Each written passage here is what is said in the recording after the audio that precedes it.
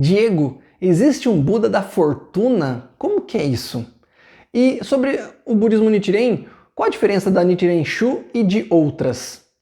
Seja bem-vindo, seja bem-vinda, esse aqui é o canal Budismo Descomplicado, eu sou o Diego e o objetivo desse canal é sempre trazer para você de uma forma mais descomplicada, mais fácil de entender, né, dentro do meu entendimento, do que eu estudo, o budismo e o budismo Nichiren, que é o que a gente pratica aqui pelo menos, para a gente poder aprender no dia a dia, né, e poder aplicar e ser cada vez mais feliz, tá? Esse aqui já é o 7º vídeo de perguntas e respostas e eu vou trazer para você aqui duas perguntas, onde o primeiro foi falado sobre isso, né? O Carlos Augusto, aqui no YouTube, ele falou o seguinte: encontrei um vídeo denominado Buda da Fortuna e da Prosperidade.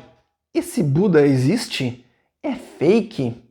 Bom, provavelmente é fake se a pessoa falou no vídeo exatamente isso, né? E talvez, além de ser fake, é uma mistureba, né? O que a gente já conversa bastante, eu vou até depois fazer um vídeo específico, na verdade já existe um, mas eu quero fazer um remasterizado aí do Buda gordinho, né? Ele não é o Buda. Então, a primeira coisa é entender que Buda foi o Shakyamuni, né? Buda foi realmente a pessoa, o Buda histórico, Shakyamuni, Siddhartha Gautama, que atingiu a iluminação, que ensinou o Dharma, ensinou a iluminação. Depois, né, de muita coisa ali, aqui no budismo Nichiren, surgiu Nichiren ali, né, nos últimos dias da lei, para realmente traduzir isso, né, nos últimos dias da lei, e ele trouxe ali, revelou o Nam-myoho Renge-kyo. Algumas vertentes chamam ele de Buda, outras na verdade só foca na questão de ser um Bodhisattva, que é o, né, como foi falado ali pelo Shakyamuni, o Bodhisattva práticas superiores, mas Buda, de fato, o Buda histórico era o Shakyamuni, né? Outras linhas budistas até falam que surgiram outros Budas, né?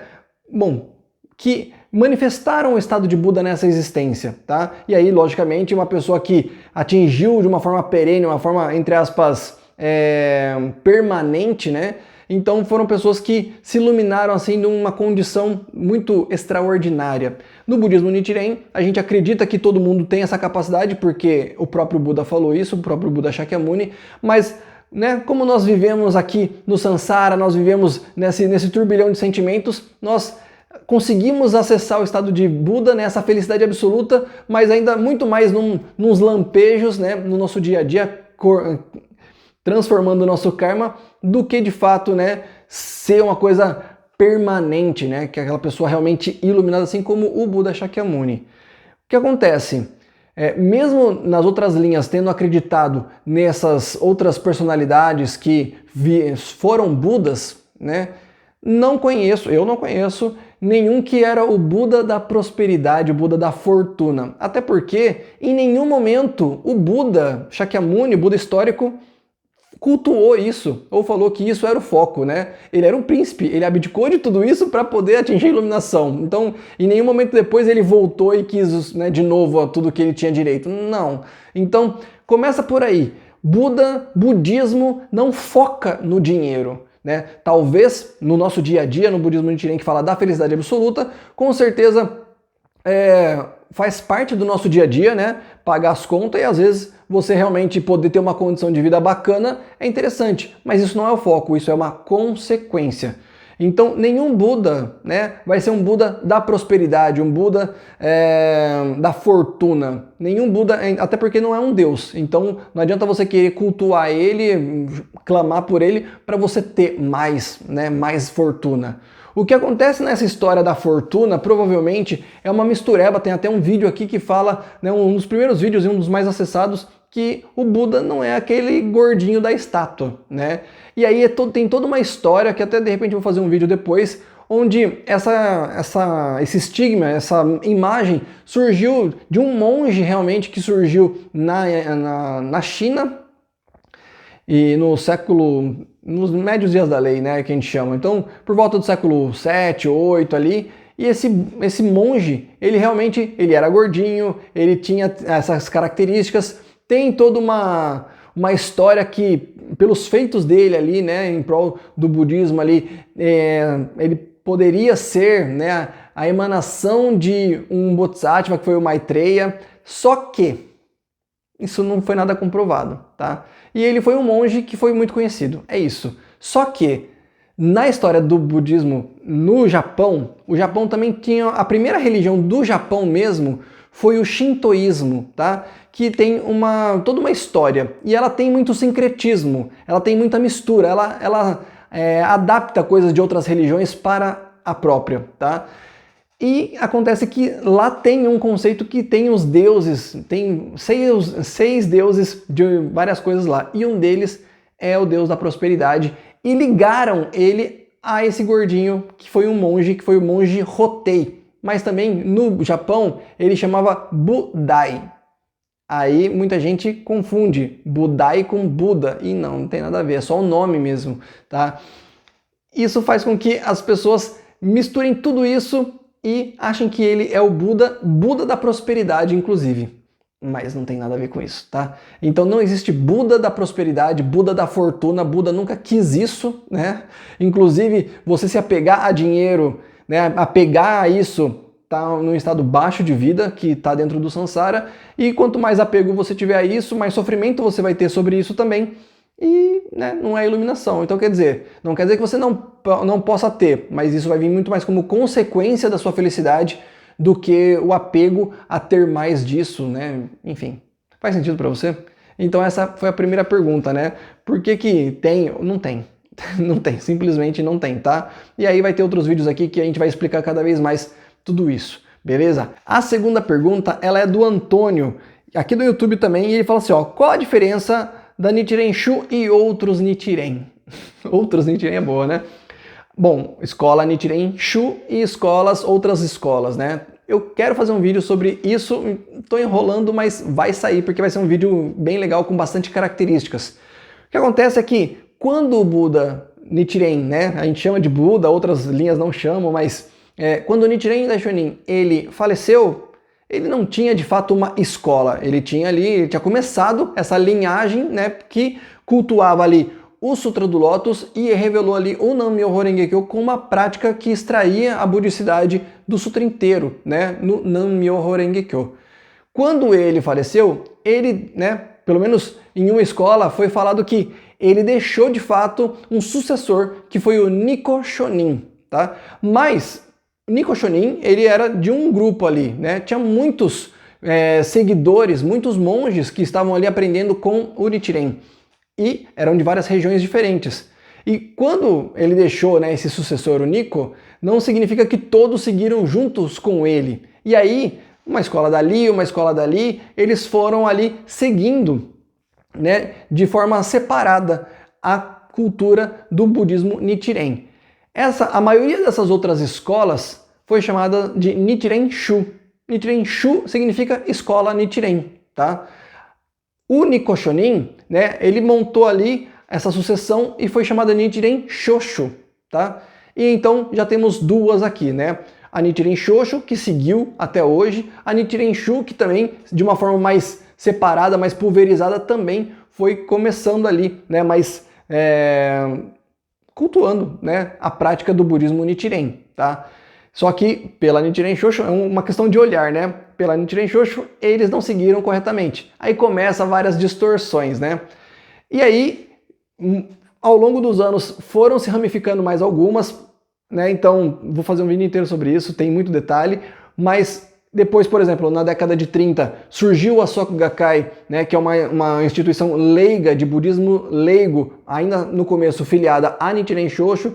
Depois da década de 90, eles se separaram, né, e continuaram de maneira leiga, que a gente participa aqui, sem um templo, né, sem um clero, né, um grupo de monges, vamos dizer assim, tá? E, para finalizar, o que muda de uma para outra? Tradição. Tá? Da mesma forma que no budismo, né, como raiz ali, o Shakyamuni, o que mudou de uma para outra foram as práticas, né, o que cada um levava ali. Na prática das linhas budistas Nichiren, o que mais se mantém como diferente de uma da outra são as práticas. Uma prefere recitar Namu-myoho Renge-kyo, a outra prefere recitar Nam-myoho Renge-kyo. Uma prefere recitar o Gongyo 5 vezes, a outra prefere recitar o Gongyo de uma maneira reduzida. Uma prefere recitar o Daimoku de uma forma contínua, a outra prefere... e assim vai, né? Fora outras outras cerimônias que vão ali colocando, tá? Então são tradições. O interessante é você conhecer cada uma, ou né, ver a que você está inserido, e se você se adapta, né? Eu gosto do budismo leigo na Soka Gakkai, por exemplo. Conheço a Nichiren Shoshu, conheço a Nichiren Shu, conheço um pouco, né, pelo menos conversei com pessoas daqui, né, que já participou da Reiukai, vejo, tem um canal aqui que tem até uma outra linha no budismo Nichiren no Brasil que chama Nikkyoji, se eu não me engano, que também tem várias práticas, e você fala, poxa, que interessante, né? Todas surgem do Nichiren, todas recitam Nam-myoho Renge-kyo de alguma forma, mas tem as suas tradições. Qual você prefere? Né? Qual tipo de cultura e tradição você prefere? Então, basicamente é isso, tá? Aí, o quanto uma tá certa e outra tá errada, é visão, tá? E aí é um outro vídeo também, porque tem muita polêmica em cima disso, tá? Mas qual tradição você prefere? Uma mais tradicional, uma mais de templo, uma coisa, né, que tem mais, o que estuda mais, outra que, né, é mais pro dia a dia, enfim. Você que vai ver, né, o que se adapta a você e siga, tá? E simplesmente pratique, tá bom? Tem mais uma pergunta aqui que eu tava esquecendo, então pera aí que a gente vai falar mais uma pergunta nesse vídeo ainda. Olha só, teve o Rafael Santos aqui também, aqui no YouTube, que ele falou o seguinte: então, a meditação é um treino para a morte? Quando se está meditando, entra em um estado de vazio? O objetivo do budismo é chegar no silêncio total para o fim do sofrimento? A roda do samsara é fechar o ciclo de renascimento, basicamente? É isso? Vamos lá, parte por parte, tá bom? Bom, tudo que você falou aqui, né, Rafael, não está diretamente ligado no budismo Nichiren. Tem muito mais ligação aqui, por exemplo, com o budismo Zen, que faz o Zazen, que é a meditação, tá? Tem até a monja Koen que faz muito vídeo no YouTube, né, nas redes sociais. Então olha lá, meditação é um treino para a morte? O budismo é um treino para a morte, tá? O budismo é você considerar realmente toda a sua dignidade da vida e saber que, inclusive, a vida e a morte são duas faces, né, de uma existência infinita, tá? Quanto mais você compreender a morte, né, nesse momento presente, mais você vive com qualidade. Porque objetivo, né, quanto mais você entender a sua vida, menos medo de morrer você vai ter. É lógico que num ápice de apego, a gente não quer morrer, né? A gente não quer perder a vida. Mas se você viveu bonitinho, né? Conquistando suas coisas, tendo realmente conhecimento, autoconhecimento, boas relações, fazendo tudo o que você almeja, mas chegar no finalzinho da sua vida, você vai estar satisfeito, né? Você vai estar mais tranquilo. Então, esse momento você vai criar, inclusive, uma condição muito boa para que você possa morrer. E por mais que você não saiba, você não veja, você não tenha esse acesso, numa próxima existência, você vai ter as causas que você criou nessa existência. Então você vai ter uma existência que vai começar de uma maneira, com certeza, muito mais harmoniosa, mais feliz, né? Diferente de pessoas que já nascem num verdadeiro inferno, tá? E porque você transformou todo o seu karma nessa existência. Já sobre a meditação, não posso falar com exatidão, porque eu não sou um monge zen, né, para falar com propriedade, mas a meditação, ela não é também um estado de vazio, tá? Tem uma outra linha budista, que é o Theravada, que eles buscam, né, o entendimento do vazio, é um dos primeiros ensinamentos do Buda Shakyamuni, mas o entendimento do vazio não é de fato o objetivo da meditação, tá? A meditação é controlar a mente, não esvaziar a mente. Não tem como você esvaziar a mente. Esvaziar a mente é quase que amnésia, então é melhor não ter, na verdade.